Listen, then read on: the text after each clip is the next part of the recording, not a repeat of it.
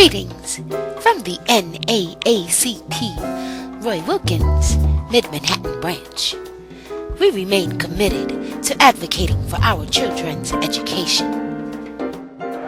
My name is Wadleigh, and I'm a youth advisor at the Mid-Manhattan Branch. I also work as a paralegal. I grew up in this area, went to PS 84, attended the Browning School, and then went down to Nashville, Tennessee to attend Vanderbilt University. In 2007, I was at a rib place, and a gentleman came up to me, and he said, "Where are you from?" I said, "I'm from New York. I go to Vanderbilt University." He said, "So you must play basketball." I said, "No, not for the school." "So you must play football." I said, "No, not for the school." "So what do you do?" is what he asked me after that. I told him I'm a student. And I looked him in the eye and I said, "Yes, I am a student." I said, "I'm studying political science, I'm fluent in 4 languages, and law school is next on my path."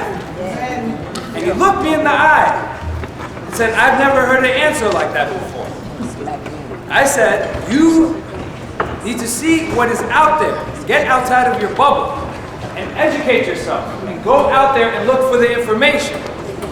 When it comes to education, there are 3 important verbs that you must pay attention to. TLC, teach, learn, and care. Without those 3, you cannot properly educate and be part of the process that is necessary to formulate information, digest it, and be able to regurgitate it to somebody else so they can spread on the message. So I challenge each and every person in this room to add a little TLC to your lives so that you can help our youth flourish and grow into the next generation of leaders and builders who will bring us into newer and better centuries to continue. Now tonight we have an education panel, and at this time I would like each panelist to just give a brief introduction of who you are, your name, your organization, and what kind of educational reform you'd like to see in New York City. All right. My name is Doris Brunson. For those of you who can't see there, Doris Brunson. I'm a former faculty member, and I'm very proud of that. They have me down here as the Wadleigh alumni, and I think that's because I've encouraged former students who are very interested in being together, to come together every year. We meet in the New York City Central Park, and the alumni come together, and I'm always pleased to see them. So I'm a happy person because I enjoyed my career as a teacher in this building, in the junior high school level. Good evening. My name is Tatiana Davis. I'm actually the vice president of the PTA of Wadleigh. I've been in this building for almost 10 years, I believe. My son graduated a couple of years ago, and my daughter's a senior currently. Although I am not living in Harlem right now, I've been in Harlem for over 30 years. And as you see what our students from Wadleigh and from FDA just showed you, we are a phenomenal school. We have phenomenal students and teachers here. We are sharing very nicely right now with FDA, and my main focus is that we stay that way. Good evening, my name is Doa Gotbaum. I'm the president of Community Education Council 3. It is an unbelievable honor to be here at this presentation and in this school. CEC3, the Community Education Councils, were set up, a mayoral control was established. The school boards were taken apart, and community education councils were set up essentially to give parents representation. We have about this much power, except that we represent the 1.1 million kids. I am elected to represent the 17,000 elementary and middle school kids in District 3, which includes this incredible school and 32 others. I'm a volunteer. That said, I am spending 25 hours a day trying to do what I can to improve this system. Unfortunately, I spend way too much time fighting what I believe is a system and an administration that doesn't believe in public education. I'm going to let the questions go and other people talk, but when the question was from the gentleman in Vanderbilt, what is my vision for public education? It is to support our public schools. It is to invest in our public schools, the 96% of the kids who are going to them. It is not a competitive model where we have kids and a program of survival of the fittest. That's what we have now. That's what is looking to come into this school, and unfortunately, that is what we have to stand up and fight against. Good evening. My name is Ase Owusu Afriye. I know it says Afriye Owusu, but it's Ase Owusu Afriye. I am the current principal of Frederick Douglass Academy 2. We are a community of scholars. We are a college prep school that is fierce about excellence. I have joined the team here at Frederick Douglass Academy over the summer, and I've become a strong part of this community. I think we show on this campus what positive things can come out of co-location.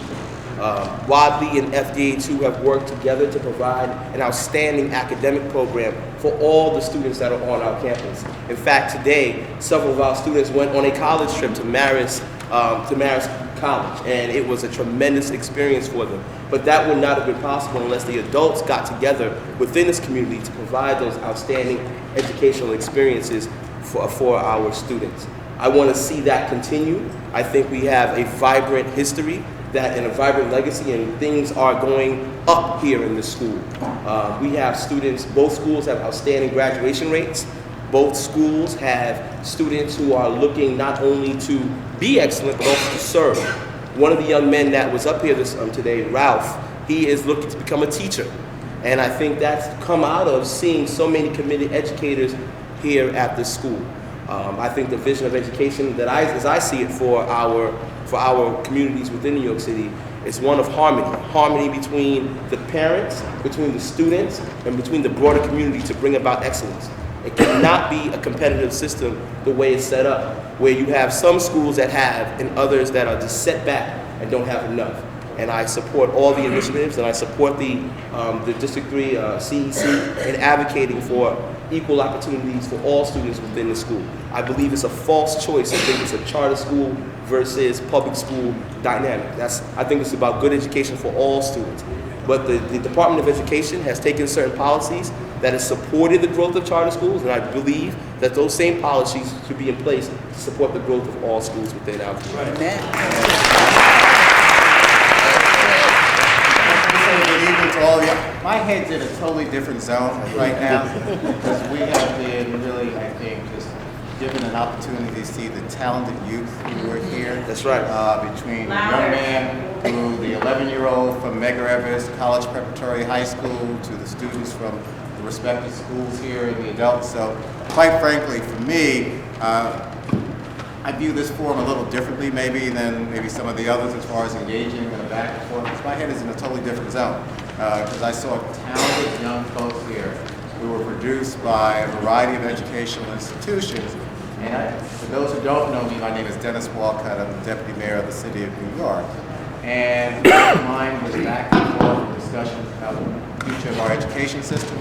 But quite frankly, I'm here in awe of Dr. King's Day, the performances today, the performances of our young folks, and especially the teenagers who are performing here later on, as far as the sister who was here. Give her the mic. I've noted. Hold on, sister. I'm sorry. I guess my mellow zone is really preventing me from speaking loudly, so I apologize. I didn't know the mic was on. And as a result of that, I mean, we can talk back and forth about equity and everything else. You're quite welcome. But the other thing, in fairness to the group and to the audience, originally these quorum was scheduled for a different hour, and I have a meeting in Brooklyn, and it's the challenge, and I didn't want to leave, because I made a commitment to do that. And I know with so many panelists, it's going to be a little longer, and I'm just trying to balance out, and I know about the senator as well, in my own head, how to be respectful to all of you here, but also respectful to the people who are waiting for me in Brooklyn as well. So I just want to be fair to the audience to so if you see me ease out, it's not being disrespectful, it's trying to balance out the needs here as well as the needs in Brooklyn. So I just want to apologize before you.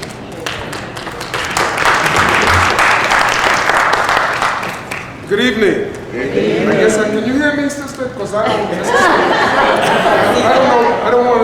if I don't need to use the mic, I prefer not to. But if I do need to use it, I will. Okay, fine. If you think I need it, then I need it. So I'm Senator Bill Perkins, and I have the honor and the privilege of representing this school and this neighborhood. For those of you who may not know, it's called the 30th Senatorial District. For the most part, it's Harlem, but if you don't mind, it goes all the way down to 83rd Street and Central Park West.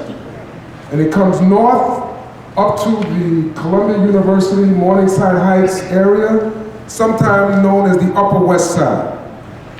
It also then comes into where we are now. It also, however, includes East Harlem and Barrio. It goes north into what we call West Harlem. It goes into Washington Heights. In fact, it goes as far as Inwood.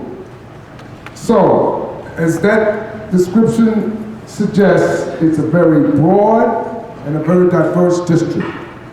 And I'm very honored to represent it. I basically represented it as a member of the City Council. And so in many respects, I've been pretty familiar with its diversity, as well as with those moments in which there is unity of purpose and of interest. But the wonderful thing is that each of those areas represents different cultures, different faiths, different incomes. And it's an opportunity for me to understand those different needs and at the same time bridge them where there's common ground. One area where there's common ground is in public education. Throughout my district, everybody wants a first-class public education. Now, for the most part, I know there's differences. They want a public education the old-fashioned way. The way that I had it, and the way that I would dare say, looking at some of you, you had it. When it was working, there was a comment that we all chanted, I'm the spirit of Dr. Martin Luther King. I'm the product of Dr. Martin Luther King. It is his movement that enabled me not just to be where I am today, but to even use his messages to guide the work that I do. So what I do, I think I do as I understand what Martin Luther King would want me to do, and would want all of us to do, given the opportunity to do it. So for me, it's a very, very important thing that we have come today to celebrate Dr. King on an issue, public education, that is fundamental to all of us and to the future of this community, especially for our young people. It's also important to me because my career basically began here at this school. As I look at this table, probably none of you were at this school per se back then, except for you. When Wadleigh was under attack to be closed down and converted into condominiums. Some of you may remember that struggle. And at the time, Veronica Perry was a member of the local community school board representing this neighborhood and led the fight along with others to make sure that this school was not closed down and converted into condominiums under the Koch administration. In fact, quite the opposite. Under the creation of the School Construction Authority, this became the first school under General Williams, I think was his name, to be rehabilitated to what is now a state-of-the-art school, physically speaking. If you look around this school, particularly just look at this auditorium, you find here the most state-of-the-art facilities that you can have in a public school. This is not a ghetto school in the negative notion of a ghetto school. This is a school with a professional kitchen for those that want to be involved in the culinary arts. It's a school that has a studio for those that want to be involved in the visual arts. It has a photography school. Its facade has been fixed up, and in fact, this is a historic school for the Harlem community, period. The Wadleigh School for Girls. Yeah. Some of you are still here, I believe. As alumni, keeping the faith and trying to help young people be successful through this school. So this school is my alamo. In other words, we fought to keep this school for the people in this community. I will fight to make sure that this school stays as it was envisioned for the people of this community. I want to make that very plain, very clear, because I know that there's some mumbling about this school being taken over to be a charter school. I want to be clear. I think all of our children deserve a first-class education, and I think this school should continue to be what it is, a school for the people of this community, and I will not be willing to support it as a charter school. I want to be clear about that. Everybody here doesn't agree with me. And I want to thank those in this district who have elected me even when they don't agree with me. But I understand people's point of view about a school becoming a charter school. I mean, I don't accept it, but I think this school has proven that it can be a good school for our children. You know how it's proven it? Because today you just gave this school a standing ovation with the work that Dr. McIntosh has done. And I think that you have seen why our schools can be successful, and what we saw today in this auditorium with these kids is an example of what can be done time and time again in every other way. Not just in terms of the theater arts, but also in terms of the academics.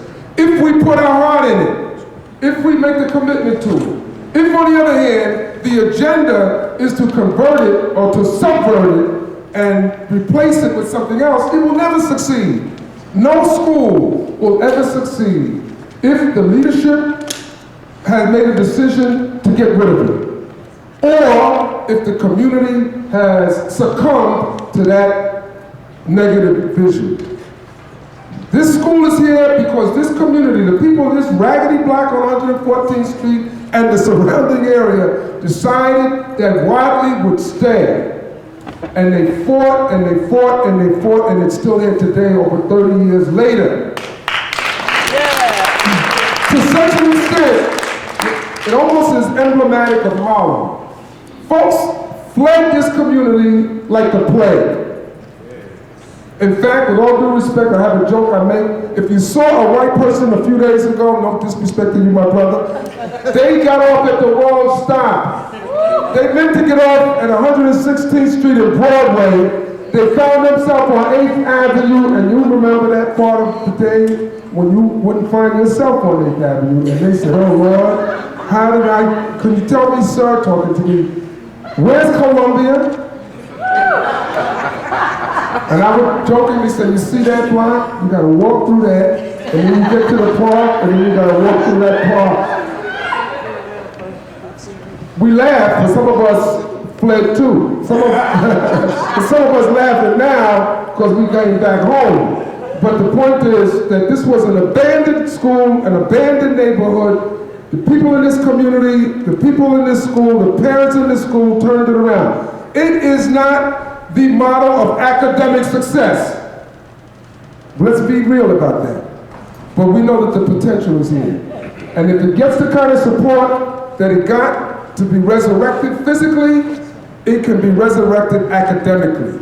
If there is the vision and the commitment for it to be an outstanding traditional public school, it will be. If, on the other hand, there are those in high places that decide to cripple it and allow it to be a failure so that it can be replaced, then that is what's going to happen unless we stay together and make sure it doesn't happen. This is going to be a state-of-the-art school for the people, for the kids of this community. Thank you so much.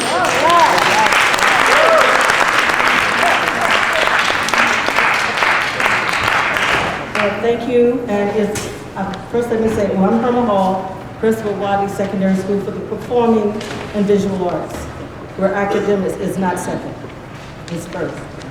But I want to first thank the Mid-Manhattan branch of the NAACP for choosing Wadleigh as a place to have their meeting.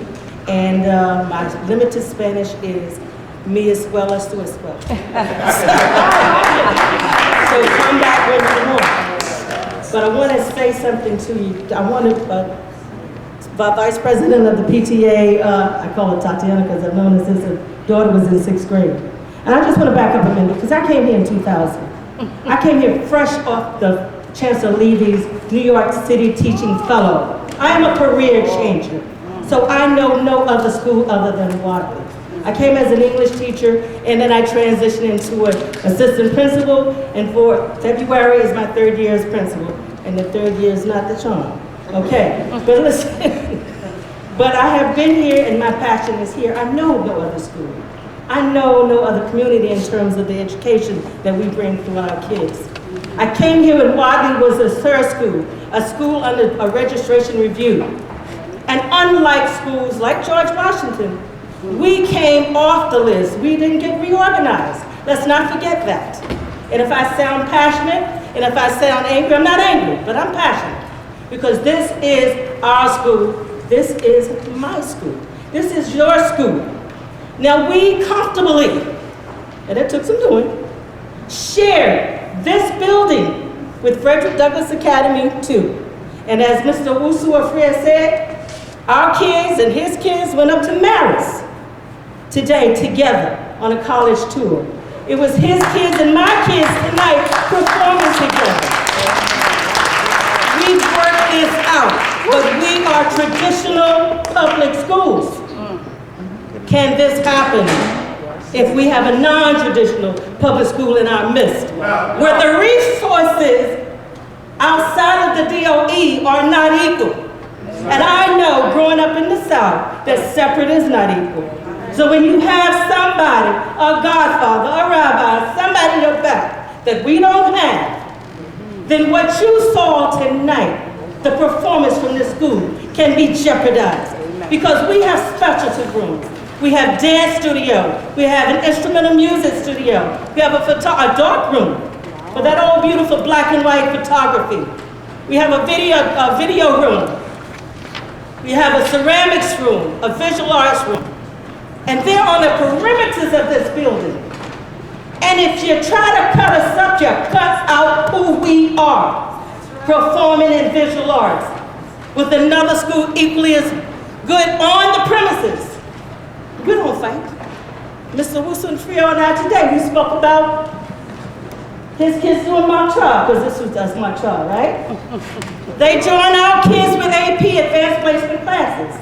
The culinary arts department that we both trying to scrape up some money to get it open for both our schools. But we, and I'll say it again, we are traditional public schools. And we are struggling for every penny we get, but we're still standing, we'll still stand. And let me tell you something, if you think we are a failing school, think again. Now across the city, because of change in cut scores with the state this year, everybody went down. Who was an A in the progress went to a B, and some went lower. So that's across the board. So don't single Wadleigh, or FDA too, I don't know what their case is because I didn't go out there to see, but don't single us out and say, oh, maybe you're not doing this. We come off of 2 A's. We started with AB, we're 2 A's, and it may be a little different now, but we're going back to where we were because now we refocus. Because the reason the grades go back, now make no mistake, think about it. Your kids started doing well on a state test. So all of a sudden the state said, something must be wrong with that test. Because too many inner city kids are making 3s and 4s. So let's revisit this test. And you know how they did it? You know how they started it? The kids took the test, and then they changed the cut scores after they took the test. And what was a 3 last year was a 2 this year. Now I ask you where the equity and the fairness is. Okay, and I'm gonna stop in a minute because you told me 2 minutes, right? But you have to recognize, 10 years, I know no other school other than Wadleigh. I fight for no other school other than this campus.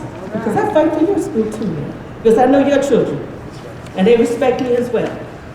So I'm saying that on Monday, January 24th at 6 o'clock, there's a public hearing about the co-location in 2012-2013 of Harlem Success Academy 1, grades, 5 through 8 in Wadleigh. Which means effectively, no matter what our utilization is now, we're not allowed to work on better ways to make it grow. And we're trying to make it grow. We're putting things together. We're putting our heads together. We're putting our heads together with our staff and our cabinet.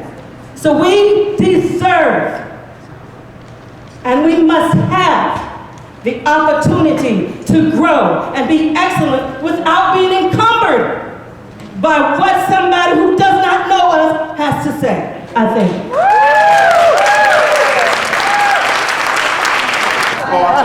My name is Anthony Klug, and I'm both an honor and also humbled to say I've been a teacher here for 7 years.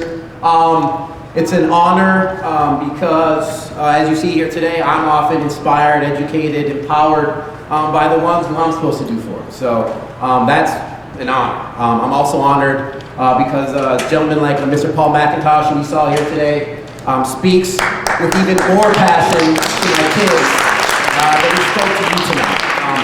And I really actually want you to think about that. He speaks to my 25 sixth graders with more passion at 12 noon alone than he just spoke to you. And that truly is priceless. And I can name my other teachers who do excellent jobs in the arts, in the academics. I'm also humbled by my kids again who pass advanced placement tests every year. Daryl, who you saw today, is actually our star litigator on our Montreal team. Anyway, we go on with all these successes. Just really quickly, all I want to say is that I'm also humbled too because as an educator, and I know there are about 80,000 of us here in New York City, and if I can speak for them all in a minute, or if I can try to speak for them all, I'm truly humbled because our job really is to be better continually. It's a practice. Just like a doctor, a lawyer would be a practice, it is my job, and it's Mr. McIntosh's job, and all the teachers' job every day to get up and try to do better. And objectively, if you look at the face of some plans that are ahead or proposed for this school, doing so would really cripple our ability to do so. So thanks, it's an honor to be with everyone here today, and I'll defer the rest of my time to speak. Thank you so much, panel, for those opening remarks. And I want to just take this opportunity, while everyone is still here, to thank you all for coming here tonight and for staying as long as you have. I understand the evening did go a little differently, but we're really appreciative of you giving up your time.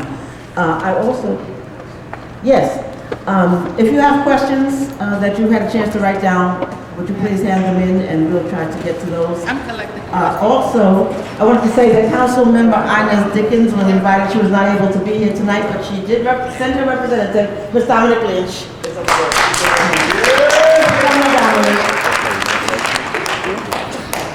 So if you have questions, please hand those over.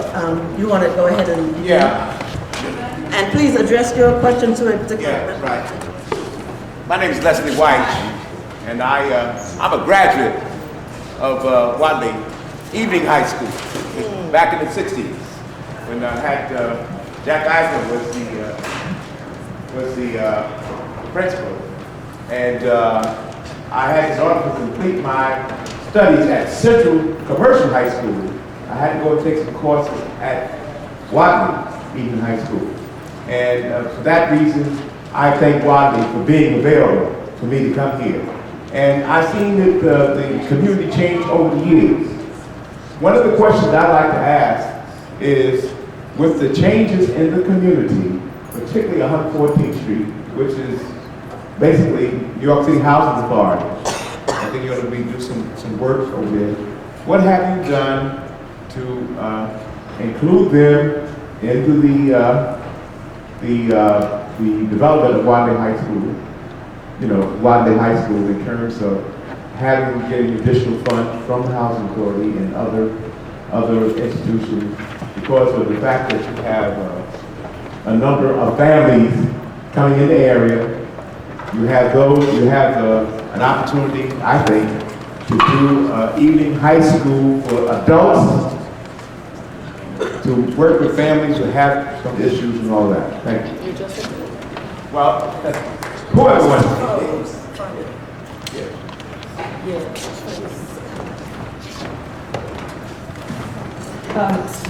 I'll speak to what I know, and I thank you for having been a part of Wadleigh. What I do know about the housing across the street from us, because one of the PTA presidents, when I first came here, lived across here. I don't know about how to include who may come here. I only know that those people who were moved out and told that we're going to renovate these buildings and return you back to your place are still not back in 4 or 5 years.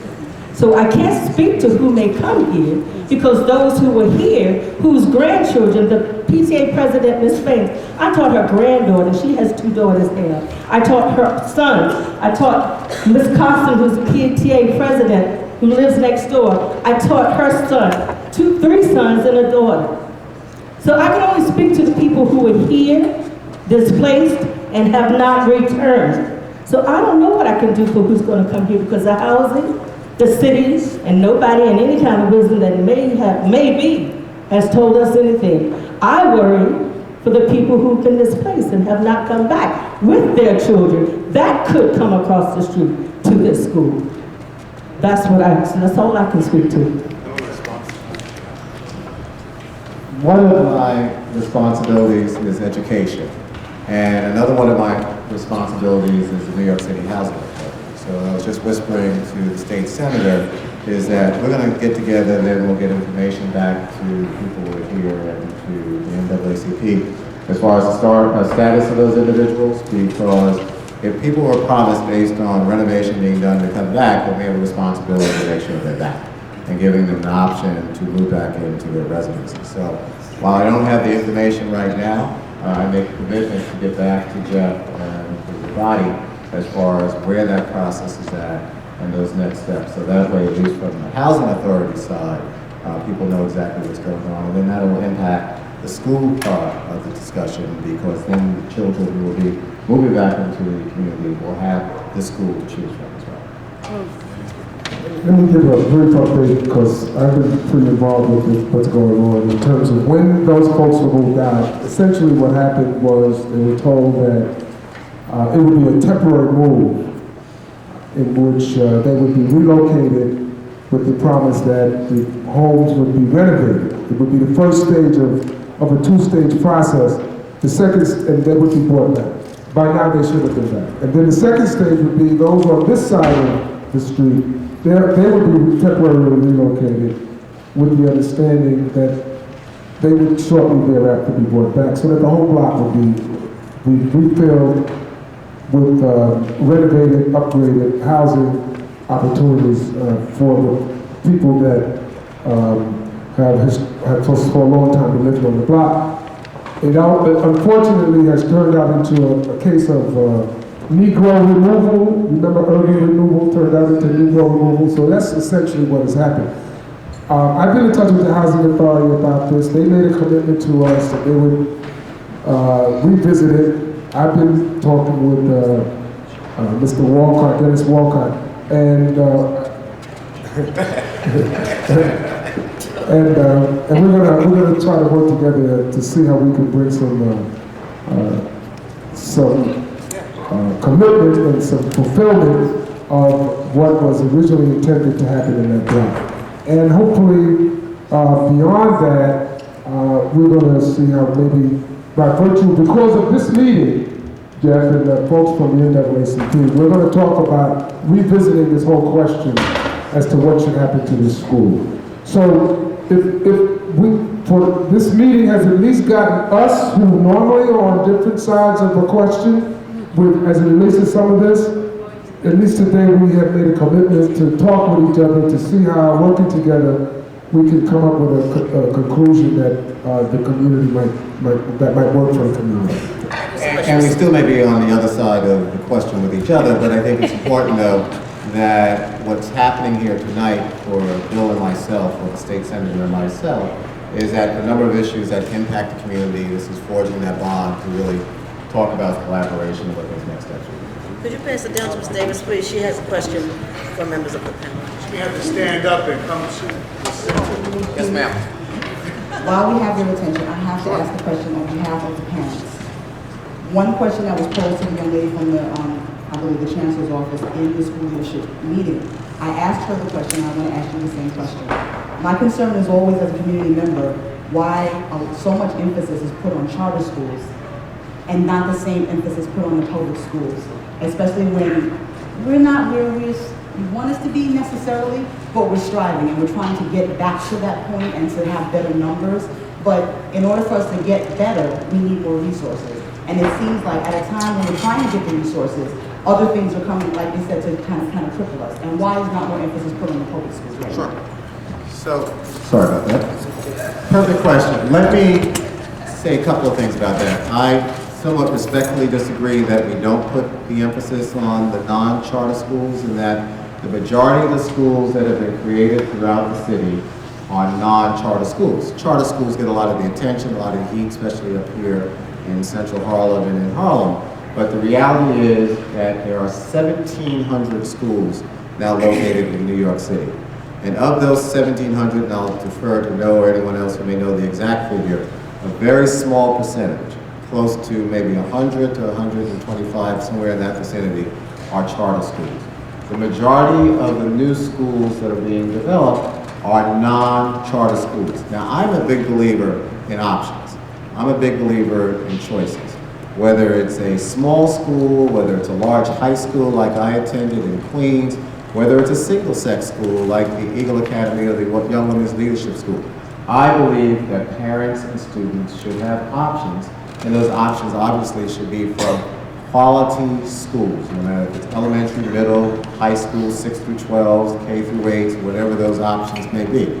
And so charter schools should be one of those options. We just announced the closing of one of the charter schools, the Ross Global Academy charter schools, because charter schools have to perform as well. But I'm also a big believer in accountability and performance, and what the principal indicated, based on the change in the cut scores at the state, a lot of schools that had been at A's and B's were now at C's as a result of more of their students who fell below the proficiency level. As a result of that, the mayor and the chancellor announced yesterday $10 million to go out to schools to help those students get back up to speed. But again, the reality is that a small percentage, to your question, are charter schools. As a result of that, it's caused a lot of issues and controversy, but the majority of the new schools that have been developed are non-charter schools. Now, around this particular building, and I have to apologize to the group, and the senator and I were whispering to each other that we had a slightly, at least I did, I won't speak for the senator, different expectation of this forum tonight, and I didn't know it was around an issue of Wadleigh, FDA 2, and the issue of the Harlem Success Academy. Otherwise I would have prepared differently.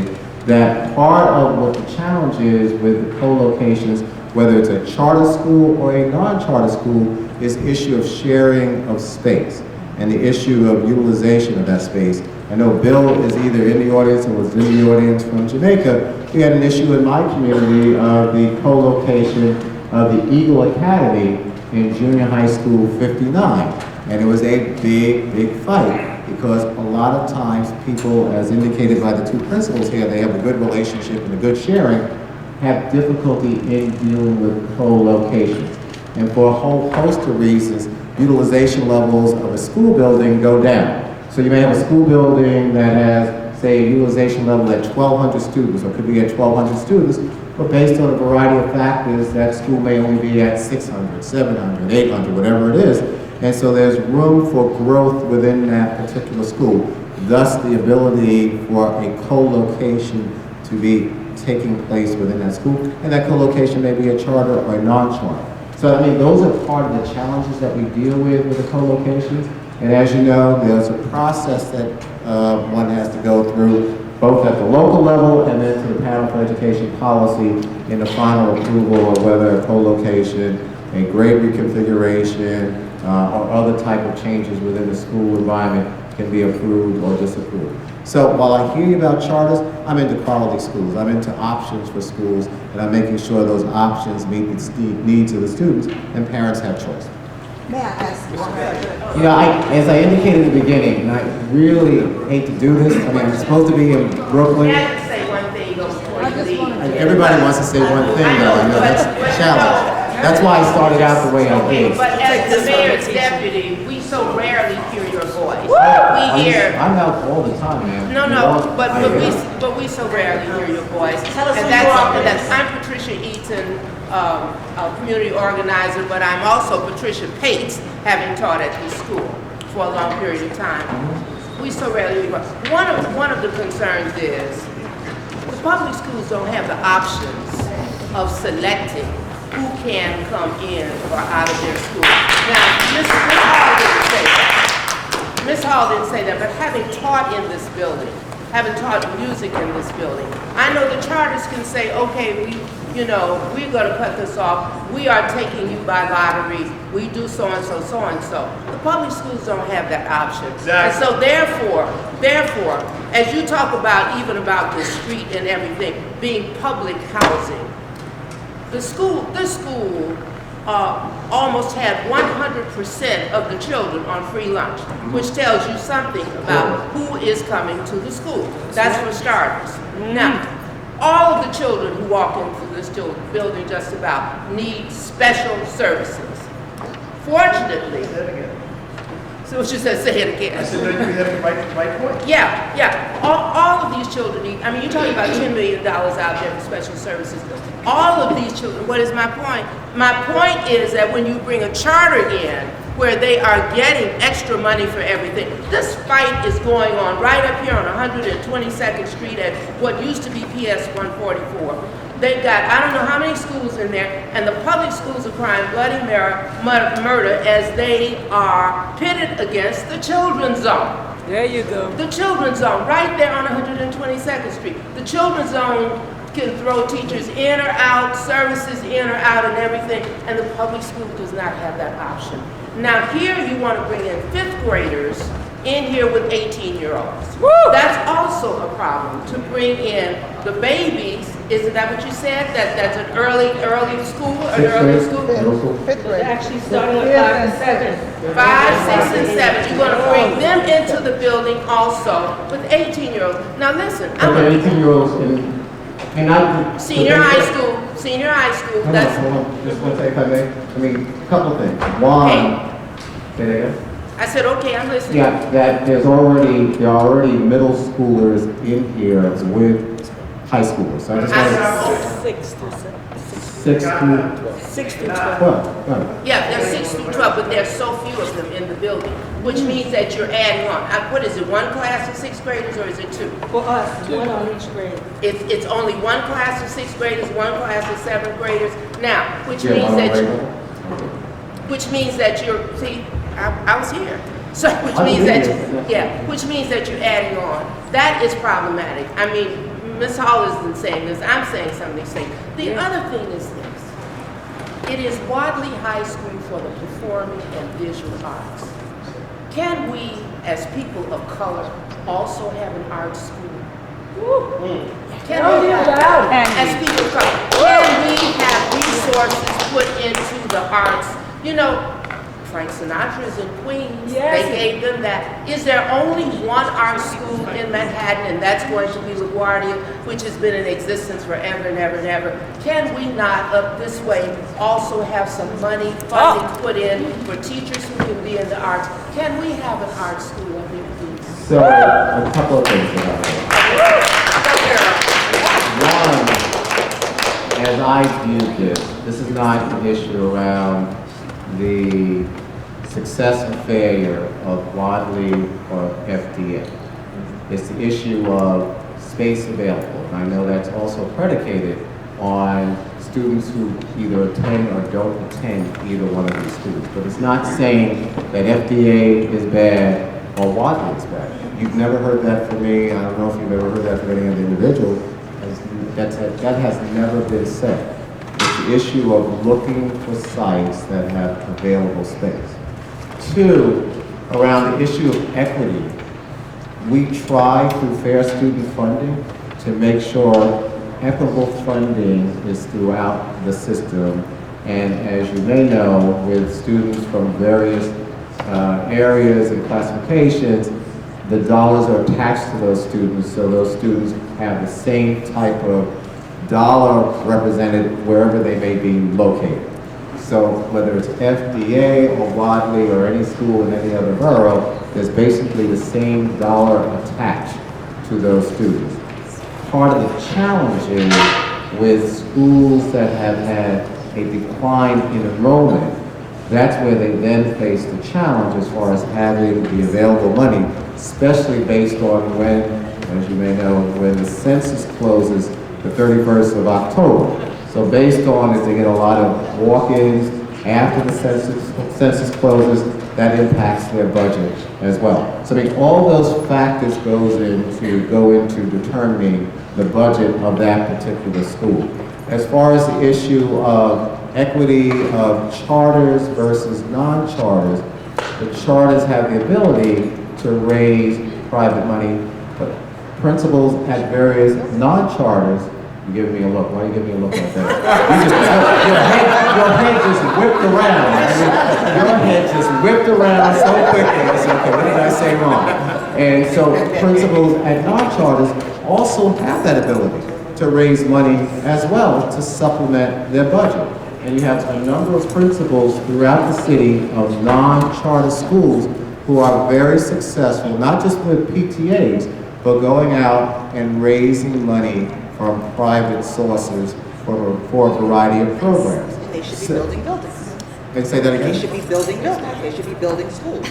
When you say they should be building schools? The charters that have the money, just like Jeff Canada built a building. Well, not yet. I mean, Jeff is building it with... No, he has one on 125th already. Oh, that one, yeah. But He I'm raised saying, that project. Ms. Right. Moskowitz should be building a building. What public school has... You know, I didn't know...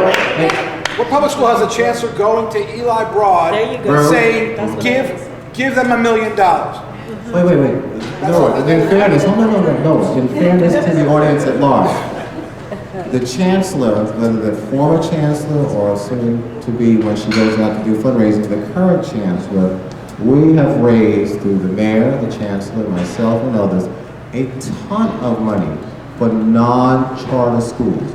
The fund for it's a fact. The fund for public schools, and you know this, has raised close to $500 million. And we have, through our capital budget, which charter schools only have a small portion of, have had the largest capital campaign in the city history that's matched by the state, where we have committed in the prior 5-year capital plan $13.2 billion, and in this current capital campaign, $11.5 billion.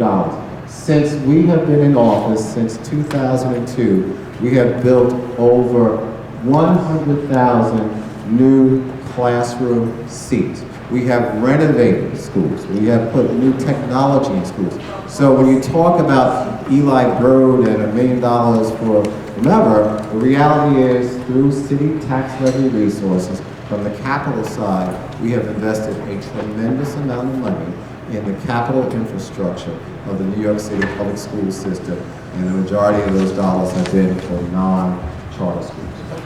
Just clarify. Let me just offer a second.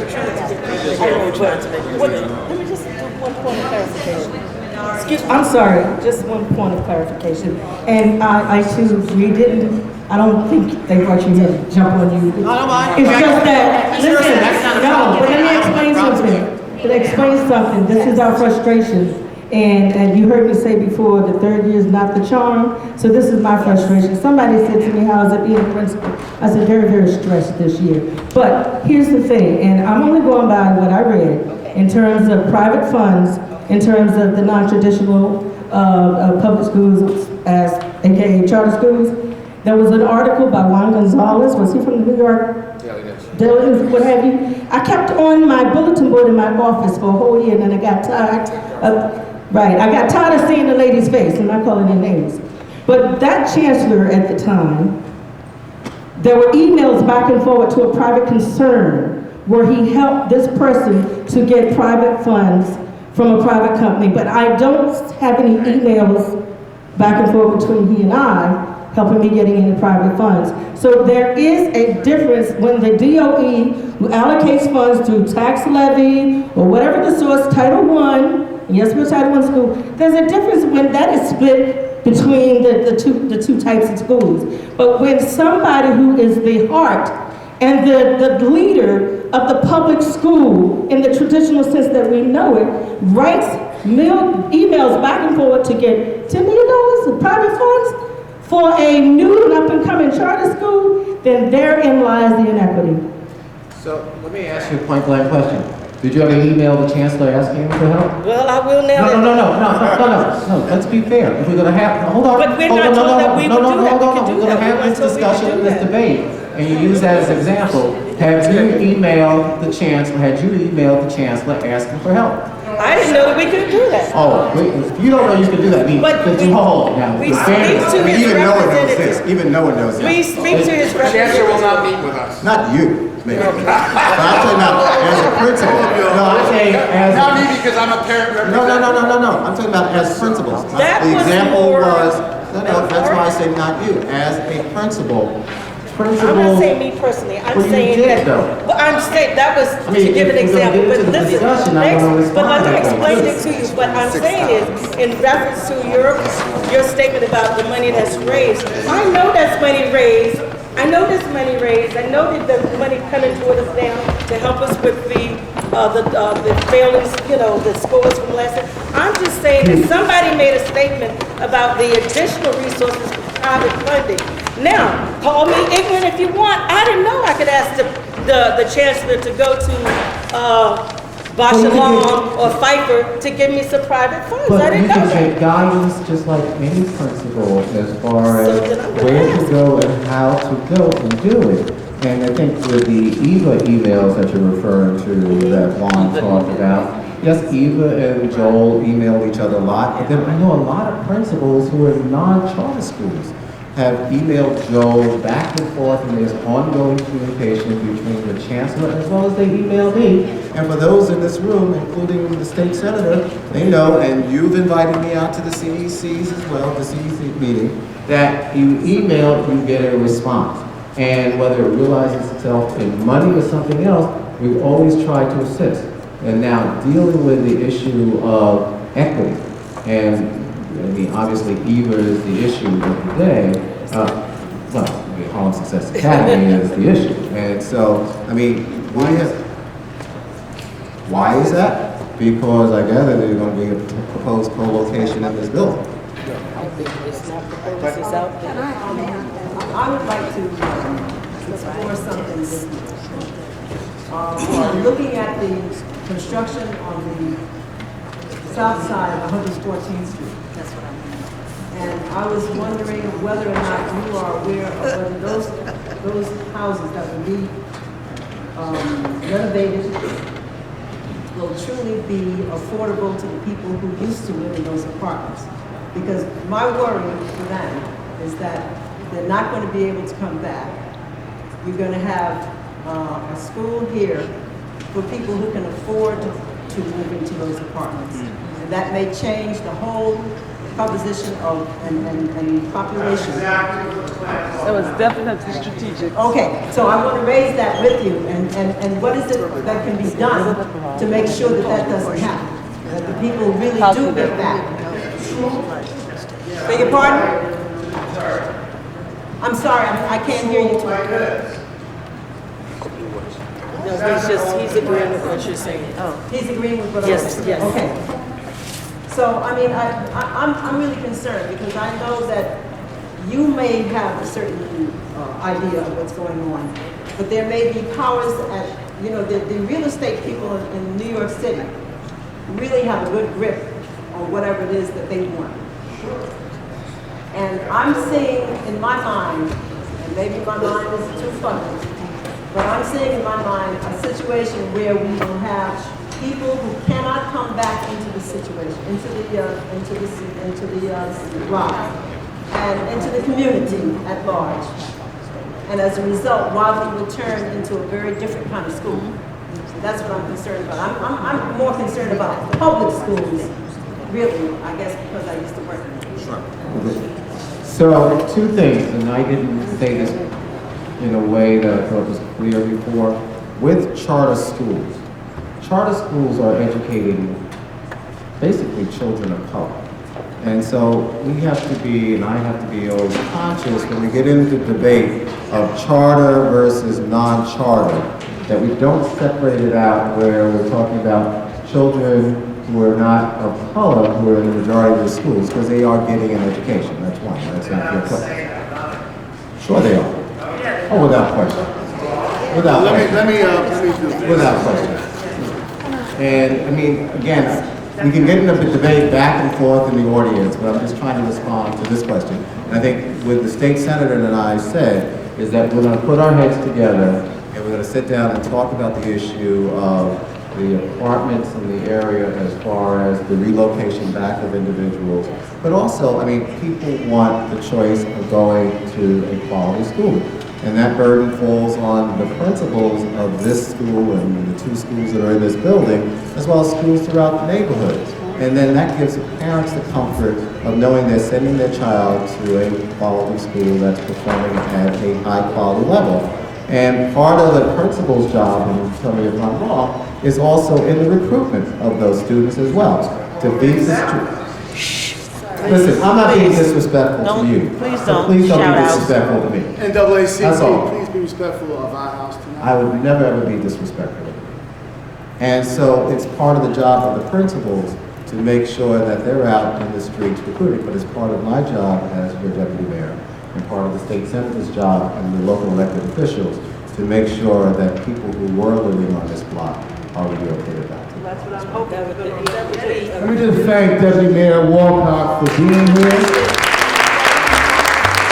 He was the first panelist to confirm his attendance to be here. He was the first one. I got his email weeks ago.